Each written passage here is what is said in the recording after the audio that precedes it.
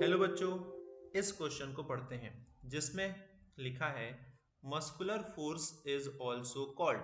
Muscular force को क्या कहा जाता है? तो बच्चों, जब कभी भी दो मसल के कांटेक्ट के कारण या हम कहें हमारी बॉडी के मसल्स के एक्शन के कारण जो फोर्स लगता है उसे कहा जाता है मस्कुलर फोर्स। अब ये जो मस्कुलर फोर्स है ये कौन सा फोर्स है? क्या ये नॉन कांटेक्ट फोर्स है? नहीं, ये एक कांटेक्ट फोर्स है। हमने पढ़ा था टाइप्स ऑफ फोर्स के अंदर। टाइप्स ऑफ फोर्स, कितने टाइप के फोर्स होते हैं on the basis of physical contact? तो एक होता है कांटेक्ट फोर्स और एक होता है non contact force. Contact force यानी जहां पर दो बॉडीज के बीच में फिजिकल कांटेक्ट हो रहा है।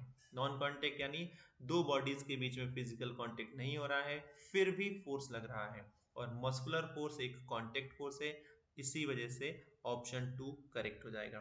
ग्रेविटेशनल, ये बच्चों एक फोर्स है और ये नॉन कांटेक्ट फोर्स का टाइप है। हम बात करें मैग्नेटिक, तो ये भी एक फोर्स है और ये भी नॉन कांटेक्ट फोर्स का टाइप है।